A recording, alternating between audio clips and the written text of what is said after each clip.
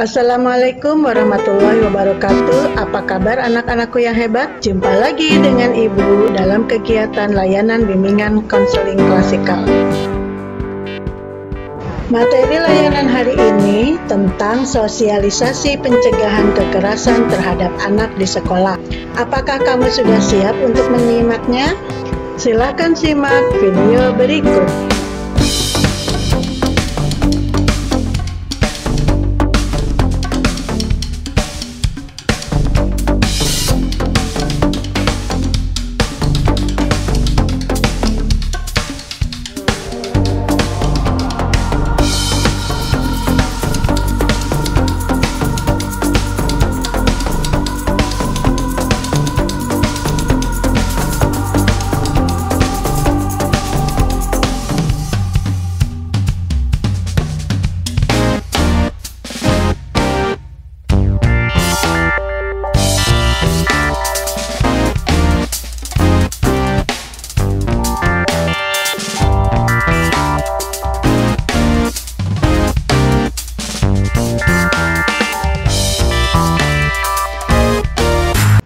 Itu tadi video tentang pencegahan kekerasan terhadap anak di sekolah.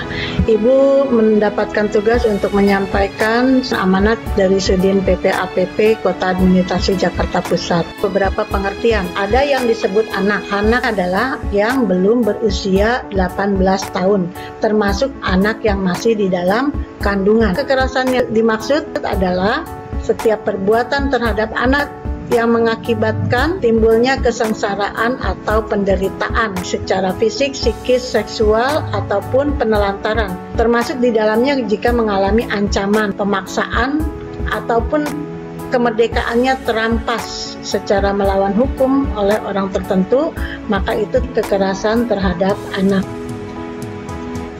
Semua harus melindungi anak. Pemerintah yang kotanya sudah melakukan perlindungan terhadap anak disebut KLA, Kota Layak Anak. Kota atau Kabupaten Layak Anak ini adalah yang pembangunannya menjamin pemenuhan hak-hak anak. Ada perlindungan khusus untuk anak dan semuanya dilakukan secara terencana, menyeluruh, dan berkelanjutan. Sekolah ramah anak disebut dengan SRA. Sekolah yang ramah anak ini adalah sekolah yang mampu memberikan pemenuhan hak ataupun perlindungan khusus kepada anak, termasuk di dalamnya diberikan layanan pengaduan jika anak mengalami kasus atau masalah terhadap kekerasan. Perlindungan anak di sekolah. Setiap anak menurut undang-undang berhak mendapatkan perlindungan di satuan pendidikan dari kejahatan atau kekerasan yang dilakukan oleh siapapun, apakah pendidik, tenaga kependidikan, sesama peserta didik, teman-teman di kelas,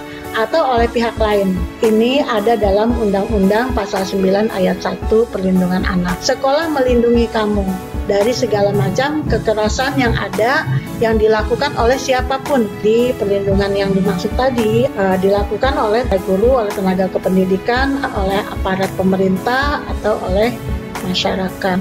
Jenis-jenis kekerasan, yang pertama kekerasan fisik, contohnya memukul, mengguncang-guncang badan secara keras, mencekik, menggigit, menendang, meracuni, menyundut dengan rokok, walaupun atas nama disiplin supaya kamu tertib.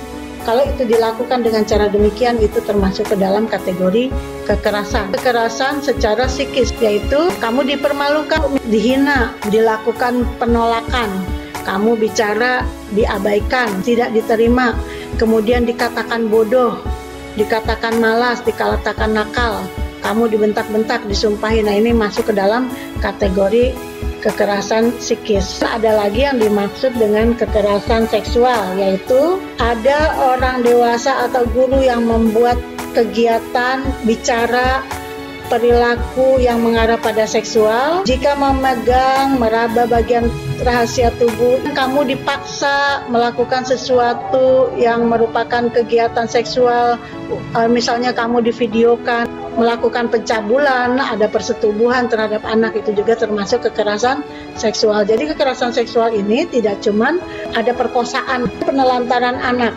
Jika orang tua atau wali atau pengasuh kamu yang orang dewasa itu tidak menyediakan kebutuhan mendasar kamu, maka itu udah termasuk ke dalam kategori kekerasan yang menyebabkan perkembangan fisik terganggu, emosional juga psikis kamu, maka itu termasuk ke dalam kategori kekerasan. Ini pelakunya orang dewasa.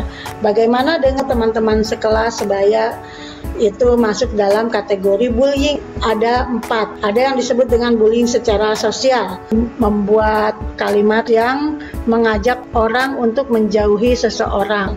Ada lagi bullying secara fisik, misalnya pemukulan, penendangan, termasuk juga ya kamu punya buku, punya pulpen dirusak. Nah, itu masuk ke dalam bullying fisik. Cyberbullying, yaitu ada komentar-komentar kasar, isinya juga kadang-kadang mungkin mengancam, juga menyakiti. Bullying secara verbal memang tidak terlihat, tapi bisa dirasakan oleh hati, diejek, sampai diteror. Kalau ini terjadi, maka kamu memerlukan perlindungan. Jadilah teman yang baik, karena jadi teman itu lebih asik ketimbang bullying. Siapa yang bisa kamu mintakan tolong jika kamu mengalami kejadian bullying ini? Kalau di sekolah, bicaralah pada guru BK kamu untuk mendapatkan perlindungan, konsultasi, atau pengarahan. Di luar, kamu bisa menghubungi puskesmas. Di sana ada PPT, Pusat Pelayanan Terpadu, atau PKT, Pusat Krisis Terpadu.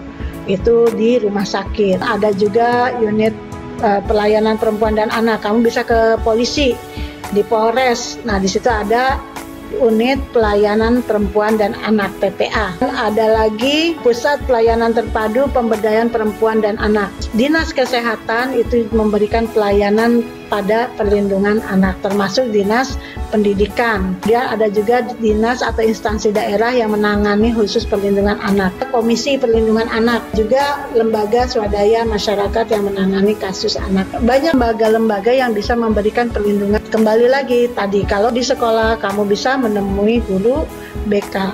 Karena perlakuan kekerasan terhadap anak ini merupakan tindakan kriminal. Pelakunya bisa dihukum.